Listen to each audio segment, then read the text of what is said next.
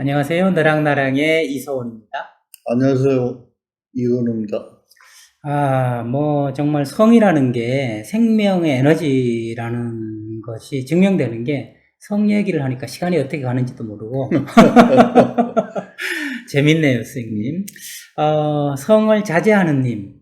그것에 대해서 어떻게 자제해야 될까? 예를 들면 이런 고민 있는 사람도 있잖아요. 있는데 선생님이 지난 시간에 해주신 말씀, 식욕은 대체할 만한 것이 없지만 성욕은 대체할 만한 것이 있다 하시는 말씀 들으니까 굉장히 이게 도움되는 성욕을 잘 관리하는 외도에 있어서 또 다른 그 관리의 가능성, 이것을 알려주는 것 같은데요. 저는 빅터 프랭클 박사가 그 정신과 의사로서 아우슈비츠에 수용됐다가 거기서 나온 경험이 있지 않습니까? 그래서 죽음의 수용소에서라는 책으로도 세계적 베스트셀러 작가가 됐는데, 그 작가 죽음의 수용소라는 책을 제가 봤더니 선생님 말씀하신 게 그대로 실려 있더라고요. 포로 수용소에 가서 가장 먼저 없어지는 것이 성욕이었다. 이렇게 쓰고, 이렇게 못에 찔려도 파상풍에 걸리지 않더라. 왜냐하면 이게 신체가 안 좋은 걸로 분류되면 가스 처형실로 봐서 바로 사용당하기 때문에, 그걸 알기 때문에 곪지 않더라. 그래서 사람 몸은 정말 신기하다면서 성적인 욕구가 가장 먼저 사라진다. 이렇게 썼단 말이죠. 그러면 이것은 생존을 위해서 생존에 중요한 에너지이기도 하지만 식욕처럼 반드시 이것이 없으면 죽는다. 뭐 이런 것은 아니다. 이것까지 엿볼 수가 있을 것 같은데요. 그렇죠. 예, 수도자들 보면 성적인 데서의 그 단절, 이러한 것들을 하면서 평생을 뭐 80, 90까지도 살아가지 않습니까? 그걸 보면 성은 가장 큰 즐거움의 원천이기도 하지만 이것이 없다고 생명이 죽는 것은 아니다. 뭐 이렇게도 얘기할 수 있는, 참 서로 뭐라고 할까요? 혼합되어 있는 그 특성이 성에는 같이 되는 것 그러니까 같은데요. 그걸 뭐 성욕이다 이렇게 구분하시지 말고 네. 리비도가 없으면 죽는다 이렇게 생각해요. 네. 그렇게 하면 또. 근데 이 네. 세상에서 리비도가 제일 강한 사람이 누굴 것 같아요? 리비도가. 그냥 뭐 직종을 얘기해도 좋겠고. 네. 카사노바? 그렇죠. 카사노바. 네. 그런 개념이 아니고 내가 네. 묻는 네. 누굴까 그 얘기. 누굴까요? 매일 유튜브를 만들어내는 유튜버라고 할까요? 그런 사람도 될 수가 있지. 네. 운동선수? 그것도 될 수 있어. 네. 뭐 그런 사람이 떠오르는데 선생님 누굴까요? 신부님. 아이고. 또 스님. 오랜만에 또 한 방 맞습니다. 스님과 신부님이 스님. 리비도가 제일 높다. 야, 이거는 설명을 들어봐야 이해되는, 가장 낮을 거라고 생각하는데. 그러니까 네. 억압을 잘 하니까 없는 것처럼 보일 뿐인 거예요. 그렇게 많은 사람들이 오해를 해요. 신부님이나 스님은 아예 성욕이 없다. 아하.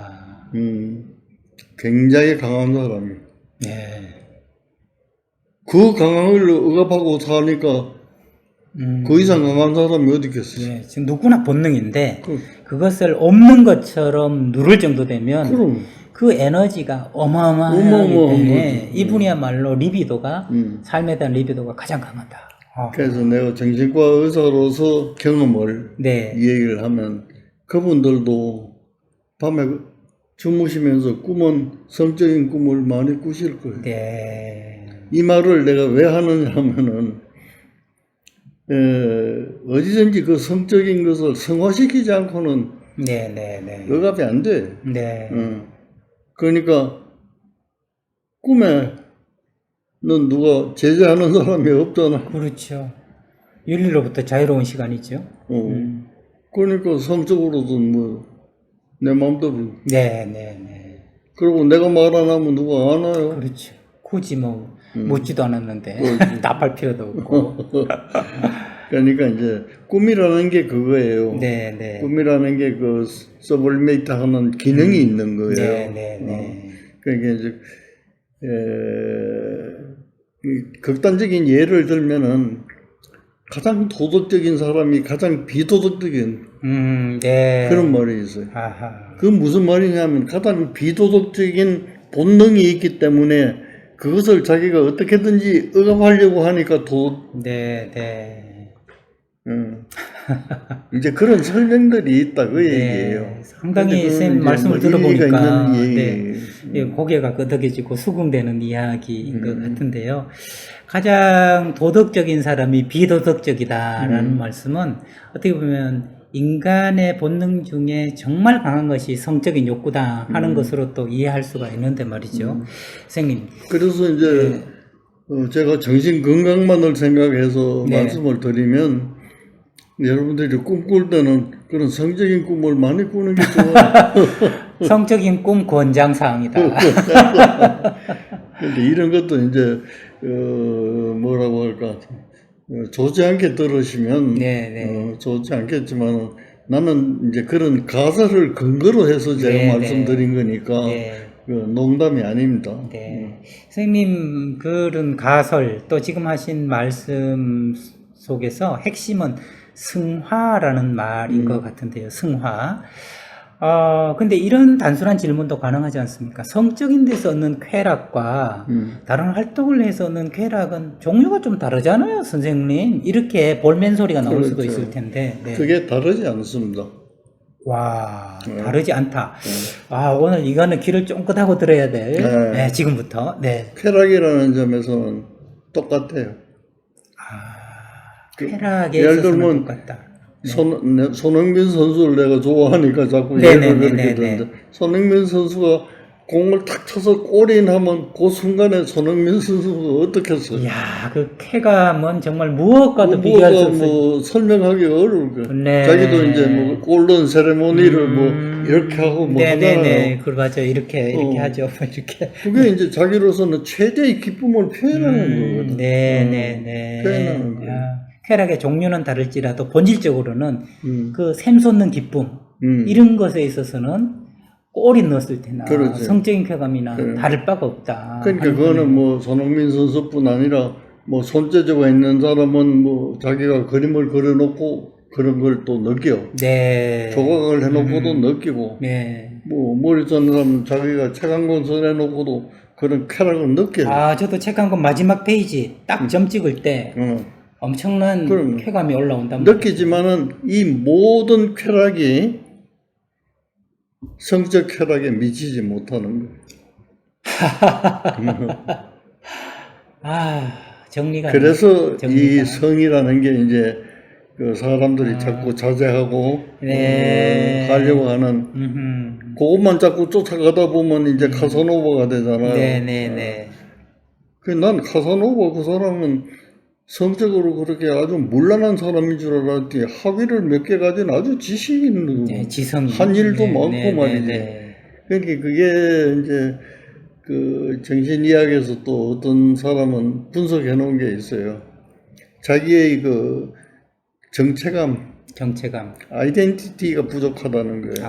네. 내가 남자다 하는 아이덴티티가 부족하다. 끝없이 남자임을 증명하려 했다. 그러니까 뭐 끝없이 자기가 남자라는 걸 증명하기 위해서 하다가 보니까 이제 외견상 카사노바가 됐다. 바람둥이가 됐다. 이제 그런 얘기가 있어요.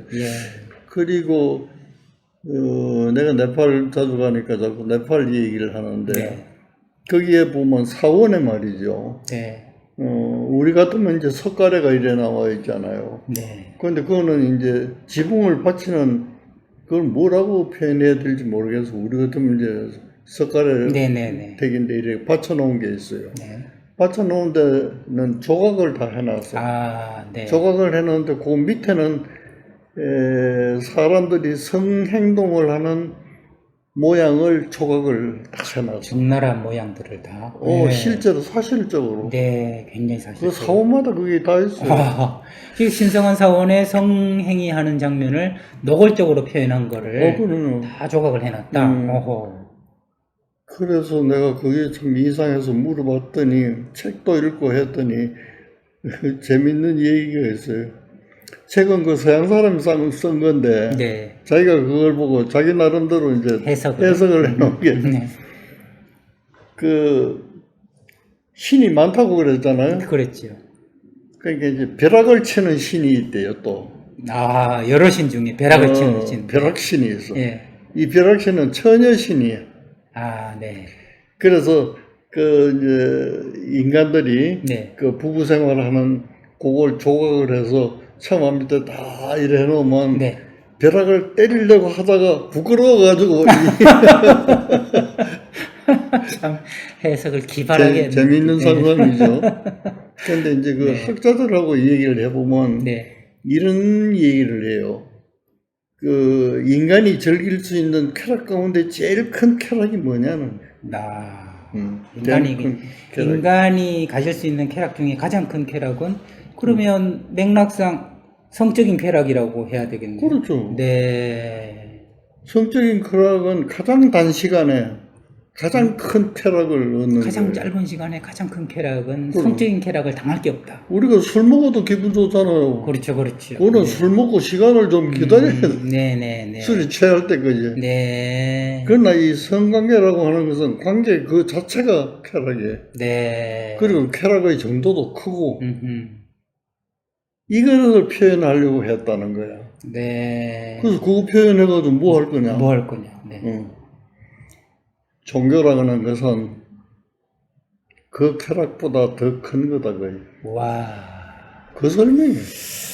그건 좀 일리가 있을 것 같아. 의문이 풀리네. 왜 거기다가. 보통 사람한테 네. 이 종교가 뭐 어떻다, 힌두교가 설명해봤자. 어떻다, 이걸 설명해봐야 알아듣기가 어렵잖아요. 네. 그러니까 인간이 갖고 있는 가장 큰 무게의 쾌락, 네. 그게 성이다. 네. 그것보다 더 큰 쾌락이 종교다. 이제 이런 논리로 이제 설명을 주더라고. 아, 그것도 참 일리가 있는 말이구나. 네. 그런 생각을 정말 내가 한 깊고 적이 있어요. 깊은 쾌락이야말로 영혼의 쾌락이다. 이러한 것을 종교가 바로 하고 있다. 너희들이 가장 그렇게 큰 쾌락이라고 생각하는 성적인 쾌락보다 이것이 더 수승하다 하는 것을 표시하기 위해서 그렇게 했다.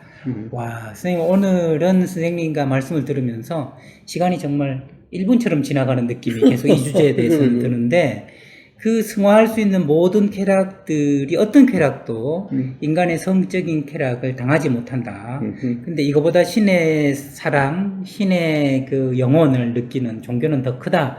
뭐 이런 의미까지 말씀해 주셨는데, 그랬기 때문에 이 외도라는 것이 동서고금 끊이지 않고 일어날 수밖에 없구나 하는 것까지 이해를 하게 되는 것 같아요. 그렇습니다. 선생님, 그러면 그 꽃 중에 꽃은 장미고 동물의 왕은 사자라는데 인간 쾌락 중의 왕은 역시 성적인 쾌락이다 하는 정리를 하면서 이것의 대체제가 아무리 떠도 이것을 완전히 대체할 수는 없는 것이다. 그게 없으면 사람은 죽어 먹어. 예, 여기까지 정리를 하고 점점 또 흥미진진해지는 성이야기 다음 시간에 또 이어서 여쭤보도록 하겠습니다. 깊어가는 날씨에 여러분 점점 흥미로워지는 성이야기 다음 편도 기대해 주시기 바랍니다. 지금까지 저는 너랑나랑의 이서원이었습니다. 다음 시간에 뵙겠습니다.